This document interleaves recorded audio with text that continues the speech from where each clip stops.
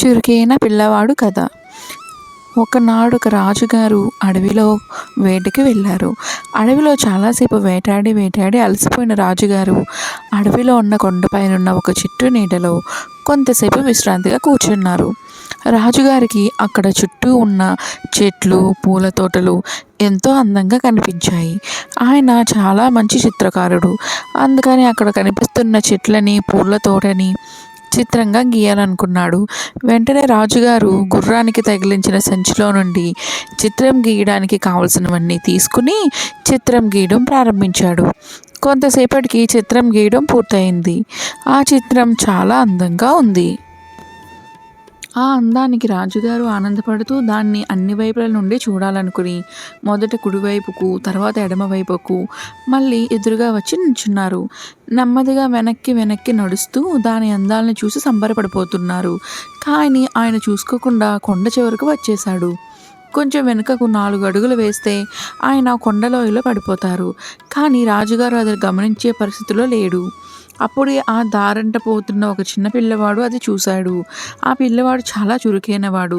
అరెరే, మహారాజు లోయలో పడిపోయేటట్లున్నారు, ఎలా అయినా సరే ఆయన్ని రక్షించాలి అని అనుకున్నాడు. కానీ అరచి ఆయనకి చెబుదామంటే రాజుగారు కంగారు పడి లోయలోకి తూలి పడిపోవచ్చు. పిల్లవాడు బాగా ఆలోచించాడు. అప్పుడు వాడికి ఒక ఉపాయం దొరికింది. ఆ పిల్లవాడు గబగబా రాజుగారు గీసిన చిత్రపటాన్ని వేలాడదీసిన చెట్టు వద్దకు వెళ్ళి ఆ చిత్రాన్ని ఒక్కలాగు లాగి చటుక్కున చింపివేశాడు. రాజుగారు కోపంతో గబగబా ముందుకు వచ్చి ఆ పిల్లవాడి చెంప మీద గట్టిగా కొట్టారు. ఆ తర్వాత రాజుగారు కొంత శాంతపడి, "నువ్వు ఎందుకలా ఆ చిత్రాన్ని చింపివేశావు?" అని అడిగారు. అప్పుడు ఆ పిల్లవాడు, "మహారాజా, మీరు ఆ కొండ చివరి వరకు వచ్చి అక్కడ నిలబడ్డారు. మీరు గనుక 2 అడుగులు వేస్తే కొండ లోయలో పడే ప్రమాదం ఉంది. అందుకే మిమ్మల్ని కాపాడాలని ఈ పని చేశాను" అని వినయంగా చెప్పాడు ఆ పిల్లవాడు. మహారాజు ఒక్కసారిగా వెనక్కు తిరిగి చూసి, అవును నిజమే అని తాను చేసిన పొరపాటు గ్రహించాడు. ఆ పిల్లవాడిని దగ్గరికి తీసుకుని మెచ్చుకున్నాడు. తర్వాత రాజుగారు ఆ పిల్లవాడిని అతడి వివరాలు అడిగాడు. "మహారాజా, నేను ఈ కొండ దిగువన గల గ్రామంలో నివసిస్తున్నాను. నా పేరు ఆనందుడు. నేను ప్రతిరోజు ఈ చుట్టుప్రక్కల మా గొర్రెలను మేపుతుంటాను. నా తల్లి, తండ్రి వ్యవసాయం చేస్తారు" అని వివరాలు మహారాజుకు చెప్పాడు ఆ పిల్లవాడు. "అయితే నీవు పాఠశాలకు వెళ్ళడం లేదా?" అని అడిగాడు రాజుగారు. "లేదు మహారాజా, మేము పేదవారము. అందరం కష్టపడితే కానీ మాకు గడవదు.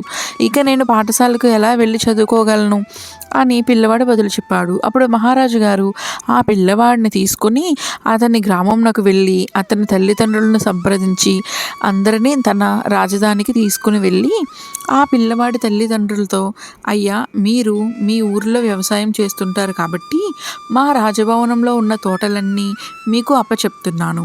మీరు ఈ తోటలలో పని చేసుకుంటూ ఉండండి. మీ పిల్లవాడికి విద్యాబుద్ధులు నేర్పిస్తాను" అని చెప్పాడు. అప్పుడు, "అలాగే మహారాజా, ఇక ఈ తోటే మాకు ప్రాణం. మా పిల్లవాడి బాధ్యత మీదే. ఇక మేమందరం ఇక్కడే జీవిస్తాము" అని చెప్పాడు పిల్లవాడు తండ్రి. ఆ తర్వాత పిల్లవాడికి మహారాజు సకల విద్యలు నేర్పాడు.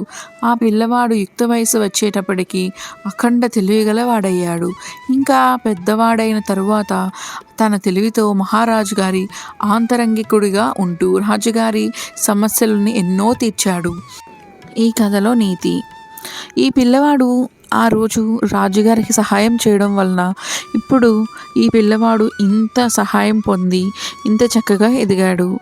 కాబట్టి మనం ఒకరికి సాయం చేయడం వల్ల తప్పేమీ లేదు.